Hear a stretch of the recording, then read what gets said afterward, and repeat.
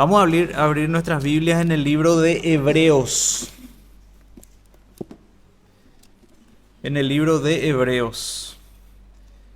Y en esta mañana, desde ya y con la ayuda del Señor, vamos a iniciar una predicación secuencial del libro, capítulo por capítulo y versículo por versículo. Porque entendemos que este es el formato o el método con el cual nosotros más podemos exprimir la verdad del Señor y por medio de la cual más podemos sacar la riqueza. Y quiero dar una breve introducción antes de entrar en el contenido mismo de nuestro libro. Vamos a hablar sobre quién escribió la carta, a quién se le escribió y de qué trata. Esta carta, yo particularmente creo, que la escribió el apóstol Pablo, por un conocimiento tan acabado del Antiguo Testamento y un énfasis tan marcado en el conocimiento del Antiguo Pacto, entre otras cosas. Pero afirmo, no es un absoluto que Pablo lo haya escrito, yo lo creo así, pero no es un absoluto en el sentido de que no es que hay un acuerdo, no es que todo el cristianismo y toda la tradición cree que realmente es así, y no es que también en el libro de Hebreos diga, fulano es el autor, no lo dice. Ya saben lo que creo. Ahora, ¿a quién se le escribió? Se le escribió a cristianos judíos. A ellos se le escribió.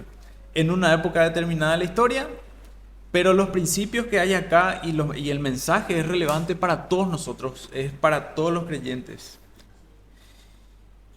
Y son de un carácter totalmente universal. Ahora, bueno, ya sabemos quién pudo haber escrito, ya sabemos a quiénes. Ahora, el contexto, o sea, ¿de qué trata realmente esta epístola y con qué propósito se escribió? Lo que hace Hebreos es exhortar a los cristianos tentados a abandonar o que están desalentados, los exhorta a perseverar y a considerar a Cristo y tomar fortaleza en Él a la luz de quién Él es y lo que hizo por nosotros, a la luz de su completa superioridad. Y ese es el combustible desde ya que tiene que animar a estas personas que están pasando por ese desaliento o que están en esa tentación particular.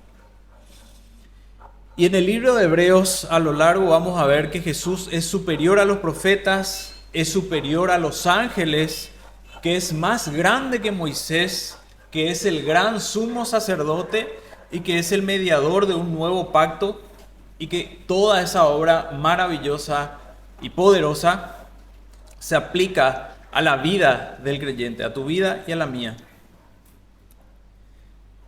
También a lo largo del libro de Hebreos vamos a tener estas exhortaciones. Presten más atención a la palabra, fijen sus pensamientos en Jesús, aferrémonos firmemente a la fe, acerquémonos a Dios, continúense amando los unos a los otros como hermanos. Esa es la introducción.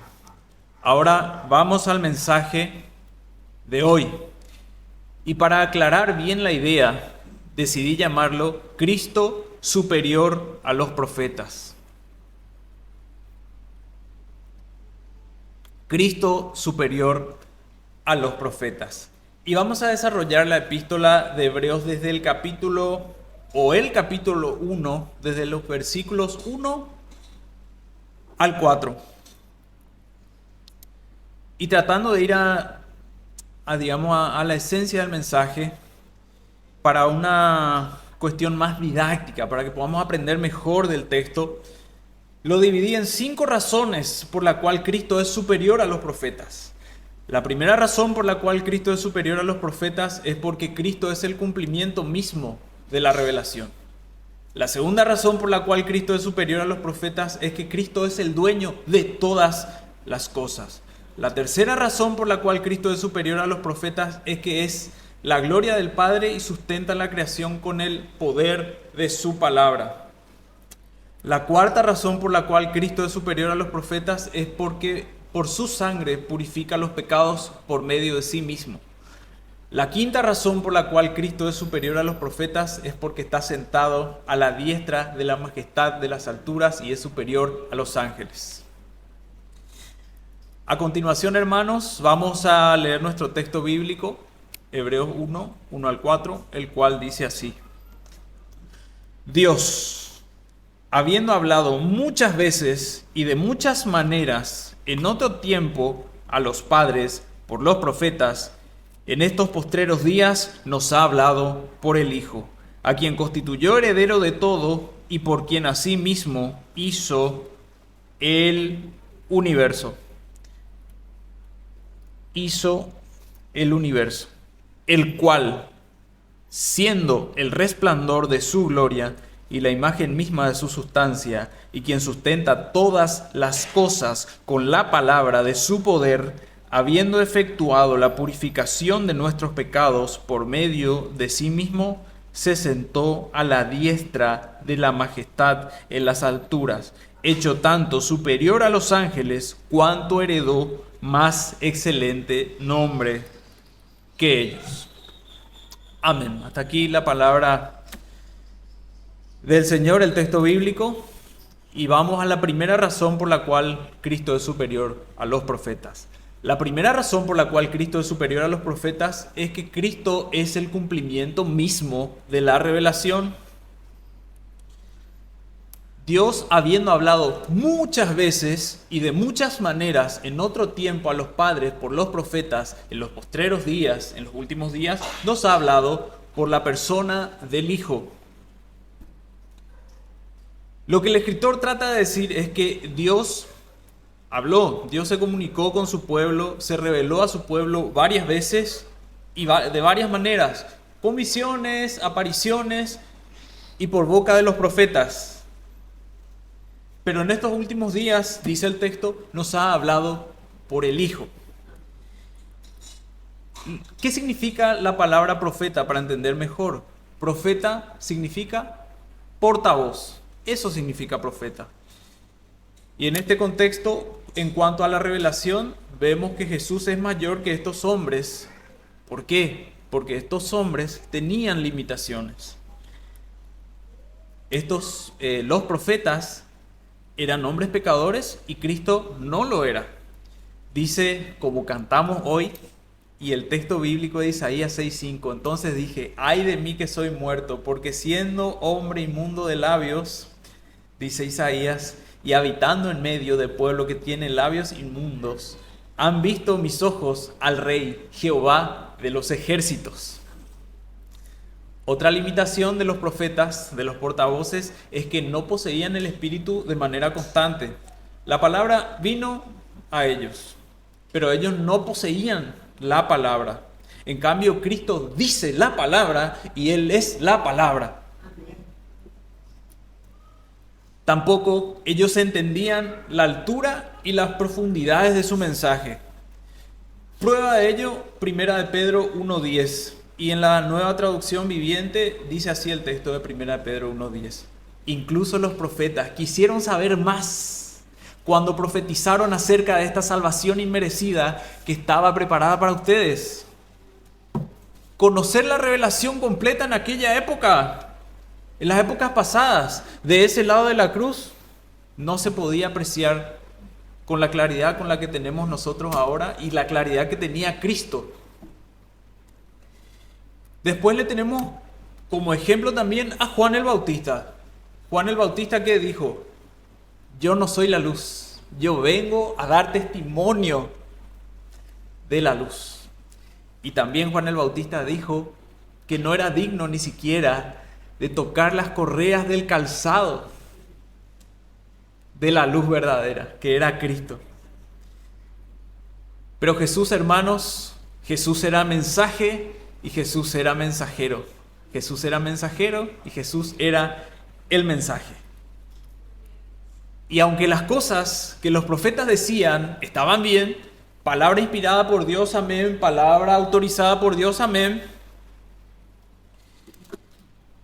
sin embargo, Es por medio del Hijo que todos los secretos del corazón del Padre, la plenitud de su consejo y las riquezas de su gracia fueron reveladas en plenitud. Dice el autor Arthur Pink, toda la revelación y manifestación de Dios está ahora en Cristo. Solo Él revela el corazón del Padre. No es solo que Cristo declaró o entregó el mensaje de Dios, sino que Él mismo fue y es el mensaje de Dios. Todo lo que Dios tiene para decirnos está en su Hijo. Todos sus pensamientos, consejos, promesas, dones se encuentran en el Señor Jesús. La vida perfecta de Cristo, su comportamiento, sus caminos, eso es Dios hablando, revelándose a nosotros. Porque Cristo es el mensajero perfecto en el cual se cumple la revelación, y es por eso que esto es la primera razón por la cual Él es mayor que los profetas. La segunda razón por la cual Cristo es superior a los profetas es que Cristo es el dueño de todas las cosas. Jesús cuando habla con autoridad porque todas las cosas son de su absoluta propiedad y Él tiene el mapa del universo en su mente. Todo el universo cabe en su mano como si fuera una cajita de fósforo que Él cuando quiera puede aplastar. Él tiene potestad sobre todo. Dice Hebreos que Dios ha hablado por el Hijo, a quien constituyó heredero de todo y por quien asimismo hizo el universo. Y otra versión dice, porque por medio de Él Dios creó el universo y lo hizo dueño de todas las cosas. Queremos resumir eso en 1, 2, 3, 4, 5, 6 palabras. Él es el heredero del trono. Eso es lo que quiere decirnos acá. Ahora, ¿de qué se trata esta herencia? ¿Y qué entendemos nosotros por haberlo hecho heredero de todas las cosas? Me apoyo en el texto que dice Mateo 28, 18. Dijo el Señor a sus discípulos: toda potestad me es dada en el cielo y en la tierra. Toda potestad, toda. No hay absolutamente nada en el universo en lo cual Cristo no pueda decir: esto es mío, esto me pertenece. Y esto es como un eco del Salmo 2, 7 al 8, que dice: declararé el decreto, es decir, el nombramiento. Yo publicaré el decreto, dice 2.7, Salmo 2.7. Jehová me ha dicho: mi hijo eres tú, yo te engendré hoy. Pídeme y te daré por herencia las naciones y como posesión tuya los confines de la tierra. Y ahora una pequeña aclaración. Un no creyente puede salir al paso. Puede, no digo que tenga éxito, puede salir y decir: ah, no, pero demasiada maldad hay en el mundo, todo es un desastre, las cosas están mal. ¿Qué es lo que decir? Momento.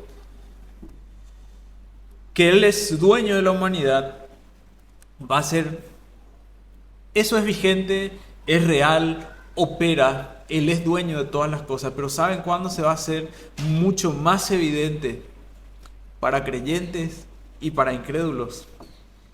Cuando se siente en el trono de gloria y sean reunidas delante de Él todas las naciones, y apartará los unos de los otros, como aparta el pastor las ovejas de los cabritos. Eso dice en Mateo 25, 31 al 32. Todo el poder que tiene sobre todas las criaturas y sobre todas las cosas del universo será presenciado en el gran trono blanco, en el día del juicio. Y después de que todo lo que nosotros vemos, después de que este mundo haya pasado, su herencia va a ser plena y eternamente en la nueva tierra. Ahí van a estar el trono de Dios y el Cordero, como dice Apocalipsis 22, 21. Y leyendo hasta acá nomás, el judío cristiano que estaba paralizado, frío, quieto, el saber que su Salvador es poderoso, ya le tiene que alentar, le tiene que alegrar, le tiene que dar tranquilidad, le tiene que dar paz, le tiene que dar esperanza. Que Cristo, el Salvador revelado y manifestado, tiene el control sobre todo, tiene que ser el aliento más poderoso para romper la frialdad y levantarse en adoración y en alegría. Y Jesús, hermanos, cuando estaba en la cruz, no tenía nada. Hasta su ropa le sacaron. Fue sepultado en un sepulcro que no era de él ni de su familia, ni eso pues. En la tierra él fue pobre hasta el final, pero él es heredero de todas las cosas, todos los ángeles, todos los seres humanos sobre la tierra, todos los poderes del universo. Cuando se pregunte ¿de quién es todo eso? La respuesta es de Jesús. Esa es la recompensa que Dios ha ordenado para aquel que una vez se ha humillado. Concluimos entonces por esto, que Cristo es superior a los profetas, porque Él es heredero de todo y no es simplemente un portavoz cualquiera. La tercera razón por la cual Cristo es superior a los profetas: Él es la gloria del Padre y sustenta la creación con el poder de su palabra. Bueno, el Padre es glorioso, Cristo tiene también esa gloria. Y la sustancia. Sustancia, esencia. Jesús es Dios, el Padre es Dios, Jesús es Dios también. Eso es lo que quiere decir. Ahora vamos a la palabra del texto. Y dice, quien siendo el resplandor de su gloria. Eso dice el versículo 3. En este versículo lo que el Espíritu Santo hace es continuar hablándonos de lo maravilloso de la persona de Jesús, lo grandioso que es. Nos dice que es un ser divino y nos dice qué clase de vínculo tan especial tiene con el Padre. Porque dice, Él es el resplandor de su gloria. El verbo griego del que se deriva brillo nos da la idea de enviar un brillo o luz. En nuestro español, resplandecer, eso es. El brillo del Hijo es el brillo que está prendido en el Padre. ¿Ves que el Hijo brilla? Ese brillo procede del Padre. Ahora vimos que resplandor es brillo, pero el brillo de la gloria, el resplandor de la gloria. ¿Y qué es esa gloria? Bueno, para hacerla sencilla, la gloria de Dios es el conjunto de todo lo que Dios es el conjunto de todos sus atributos, su santidad, su perfección, su bondad, su justicia, su rectitud, todo eso junto. Es como que juntas todas las luces y haces una gran luz. Eso es la gloria de Dios. Y ese resplandor de la gloria, ese brillo divino, lo vemos en la persona de Jesús. Cerramos la idea diciendo que el brillo del Padre lo vemos en el Hijo. Ahora, un concepto que sí puede parecer un poco difícil, pero no nos va a vencer, porque tenemos nosotros la mente de Cristo y el Espíritu Santo que nos muestra todas las cosas.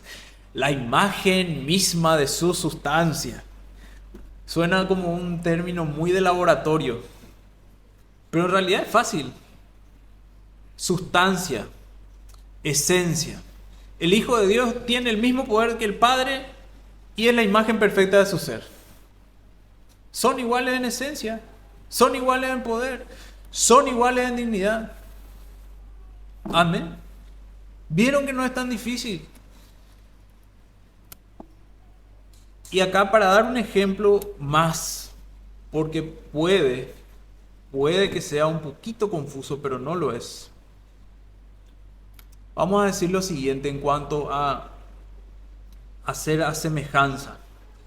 Un hombre de carne y hueso tiene una esposa, su esposa se embaraza y tienen un hijito, un bebé. Y ese bebé va a ir creciendo de acuerdo a la naturaleza del padre también. La misma, por así decirlo, sustancia, la misma naturaleza, la misma esencia humana, comparten humanidad. Ese niño va a crecer y va a tener una mente que piensa, el niño crecido, y el padre tiene una mente que piensa. Y además se van a notar los rasgos parecidos y la gente va a decir, mira un poco cómo le parece a su papá. Tiene la misma esencia, comparten muchas características. Obviamente hay que ser honestos y nunca un ejemplo de esta naturaleza va a poder compensar la grandeza y la profundidad y la altura de la gloria de Dios. Pero nosotros tampoco no podemos quedarnos sin tener la idea. Y entonces podemos decir que un humano, ¿qué hace? Un humano engendra a otro humano, pero un ser divino engendra un ser divino, igual en naturaleza, igual en poder, igual en eternidad. Y eso fue lo que pasó con el Hijo. El Hijo es eterno, el Padre es eterno. El Padre es poderoso, el Hijo es poderoso. Y la imagen misma de su sustancia no es otra cosa que la imagen perfecta de su ser. Vemos al Hijo perfecto, vemos al Padre de manera perfecta en el Hijo. Y este Dios hombre, para que vean que es también poderoso y que vean que realmente Él tiene las características o la esencia del Padre, Él sustenta todas las cosas con el poder de su palabra. Es decir, en Él, en Cristo Jesús, su persona, al igual que el Padre, se puede decir que el cielo gobierna. Y los relatos bíblicos se encargaron de mostrárnoslo. Si quieres, puedes sanarme. Quiero, sé sano, dijo el Señor. En el mar en tempestad, Él se asomó, vio la turbulencia y dijo, calla, enmudece. Y el mar se aquietó. Esos son solamente ejemplos. Los demonios, Él le ordenaba a los demonios que salgan de los cuerpos y salían corriendo. Él sustenta todas las cosas con el poder de su palabra. Entonces concluimos que por su naturaleza divina, Cristo es superior a los profetas. Y esto nos lleva a la cuarta razón por la cual Cristo es superior a los profetas. La cuarta razón por la cual Cristo es superior a los profetas es porque por su sangre purifica los pecados por medio de sí mismo. Ya hemos visto que Jesús es la revelación misma de Dios, que es el dueño de todo lo que hay y que es la imagen de Dios, y que sustenta la creación con el poder de su palabra, nuestro glorioso Señor. Ahora, ¿de qué nos sirve tener toda esa información de toda la gloria y todo el brillo si somos ciegos? Si no podemos ver absolutamente nada de la gloria de Cristo. Y ahí está el caracú. Yo, pecador, ciego y muerto, no puedo sino por medio del nuevo nacimiento, de esa obra de la libre gracia de Dios, ver a Cristo y confiar en su obra para salvación, la regeneración. La necesitamos, o si no somos ciegos, no podemos ver la gloria de Dios. Y esa salvación se dio, ese rescate se dio, fue comprada por precio para que los ciegos vean sus maravillas por medio de la regeneración. Este glorioso Mesías prometido, dueño de todas las cosas, poderoso, esplendoroso, se bajó a este mundo, nació en un pesebre, en una pequeña aldea, pasó hambre, pasó sed, fue tentado por la bestia inmunda de Satanás, era pobre, no tenía ni dónde recostar su cabeza. Hasta cuando fue a ofrecer su ofrenda en el pueblo, pues Angá ofreció un par de tórtolas o 2 palominos, que era lo que ofrecían las personas pobres cuando no tenían para comprarse un corderito. Y no solo eso, recibía y hablaba con ladrones y rameras, con la peor escoria, cobradores de impuestos. Imagínense, gente despreciable con esa clase. Él se asociaba porque era el médico. Pero de eso se trata la humillación de Cristo y su obra tan especial. Ahí estaban los judíos cristianos desalentados y también entramos nosotros, pecadores, que tenemos que recordar que ese glorioso Dios se hizo hombre para pagar una deuda que ni siquiera le correspondía si Él no pecó. Él era sin pecado. Tu pecado y el mío, eso sí, eso fue lo que Él pagó, pero no de Él. Pero ¿saben qué ocurrió con Cristo Jesús, Señor nuestro? Él bebió de la copa amarga de la ira de Dios. Y se burlaron inclusive de él, se burlaron de su trono, de su reinado. Ni su ropa le quedó, porque hasta eso le sacaron, le escupían. Salve rey de los judíos. Se burlaban los soldados romanos, le azotaron. Estuvo al costado de malhechores y llegó a escuchar algo tan ofensivo. Si tú eres el Hijo de Dios, sálvate a ti mismo. Si existe uno de los pecados más despreciables, es la incredulidad. Ahora peor si es que se junta con una blasfemia, eso sí que ya es. Y la reacción del Cristo, ahí pues está, y pidió para que haya perdón. Perdónalos, ellos no saben lo que hacen. Y su sangre fue derramada y murió completando su humillación. Pero ahí está el tan dulce y esperanzador contenido del libro de Hebreos. Habiendo efectuado la purificación de nuestros pecados por medio de sí mismo. Él efectuó la purificación de nuestros pecados por sí mismo. Tu pecado, mi pecado, fue a parar al Gólgota. El profeta Isaías, como portavoz, pudo decir que vendría un varón de dolores, experimentado en quebranto, pero solo el varón de dolores, experimentado en quebranto, pudo hacer la purificación al ser molido por nuestras transgresiones. Dice Isaías 53:7, angustiado él y afligido, no abrió su boca, como cordero fue llevado al matadero, y como oveja delante de sus trasquiladores.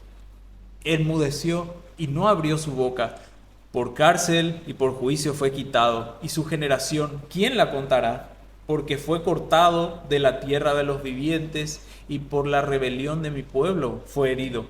Y se dispuso con los impíos su sepultura, mas con los ricos fue en su muerte. Aunque nunca hizo maldad ni hubo engaño en su boca, con todo eso Jehová quiso quebrantarlo, sujetándole a padecimiento. Cuando haya puesto su vida en expiación por el pecado, verá linaje, vivirá por largos días, y la voluntad de Jehová será en su mano prosperada. Verá el fruto de la aflicción de su alma y quedará satisfecho. Por su conocimiento justificará mi siervo a muchos, llevará las iniquidades de ellos. Por tanto, yo le daré parte con los grandes, y con los fuertes repartirá despojos, por cuanto derramó su vida hasta la muerte y fue contado con los pecadores, habiendo él llevado el pecado de muchos y orado por los transgresores. Aquel que descendió a la profundidad del pozo de la vergüenza, que se humilló a sí mismo y se hizo obediente hasta la muerte y la muerte de cruz, ha sido exaltado sobre todo principado, potestad, dominio y todo nombre que se nombra, no solo en este mundo, sino también en el venidero.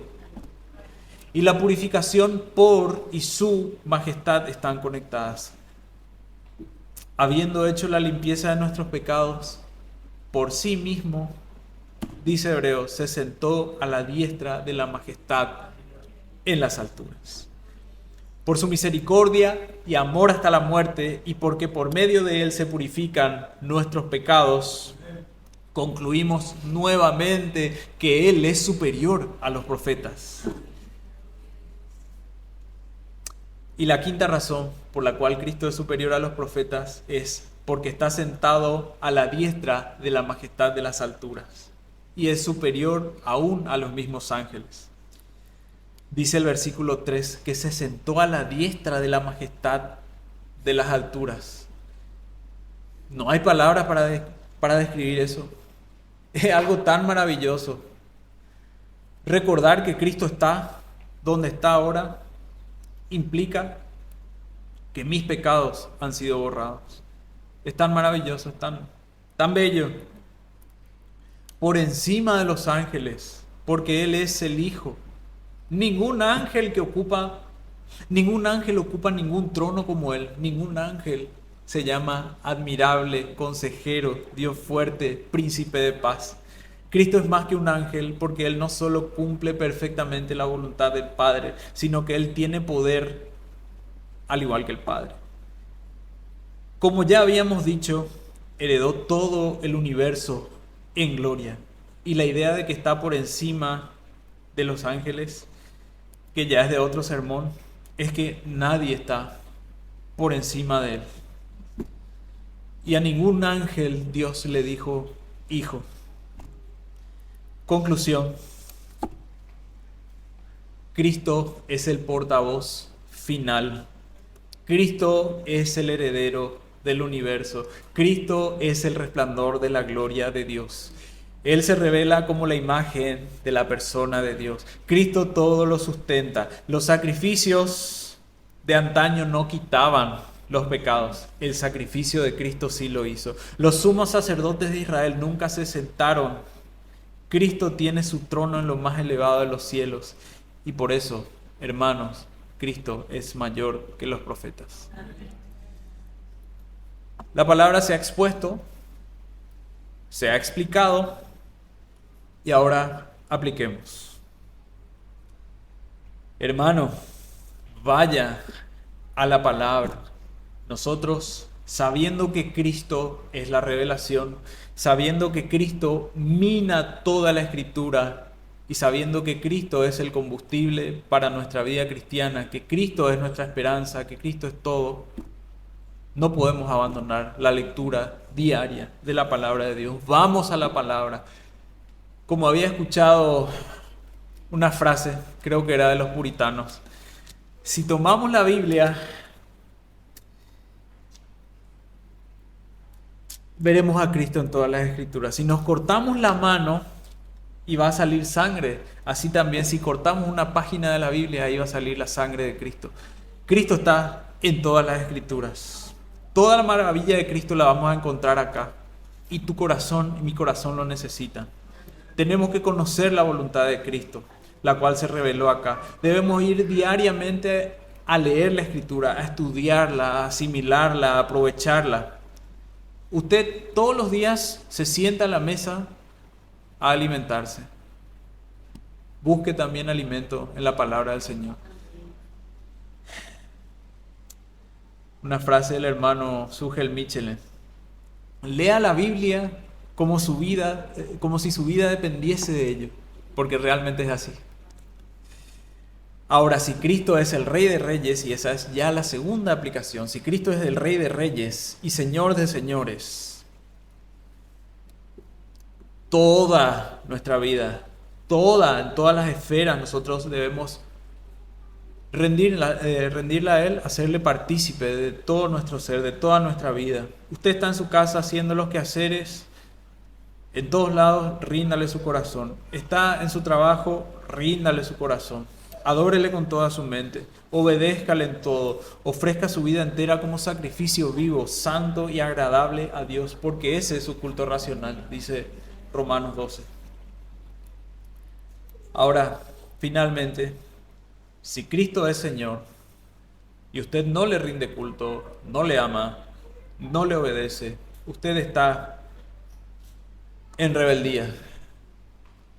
Cristo es precioso para los que lo aman, pero para los que no lo aman, mi hermano, mi amigo, para los que no lo aman, es un terrible estado de juicio el que le espera, porque Él estará en el gran trono blanco, el trono y el cordero, y se van a abrir los rollos, se van a abrir todos los documentos donde está cada uno de los pecados, todos, los públicos, los privados y los pensamientos y todo, y las intenciones, todo va a quedar delante. Y en Cristo nosotros tenemos un abogado, en Cristo nosotros tenemos perdón de pecados, en Cristo somos libertados de la esclavitud, del pecado y de la muerte, pero sin Cristo no tenemos absolutamente nada. Él es Señor, Él es juez, y no vamos a tener ningún argumento para salvarnos. Pero si creemos, si nos arrepentimos de nuestros pecados y creemos que Cristo es el Hijo de Dios, no hay absolutamente ninguna inseguridad en la salvación que puede pertenecer. a aquel que se arrepiente y cree. El que a mí viene, no le echo fuera. Así que te exhorto, amigo, que has venido, piensa, si Dios está trayendo en este momento pecados a tu memoria, si estás viendo que por tus méritos no podés alcanzar el cielo, te exhorto, arrepiéntete y cree, porque no hay otro nombre debajo del cielo dado a los hombres por el cual podamos ser salvos. Amén.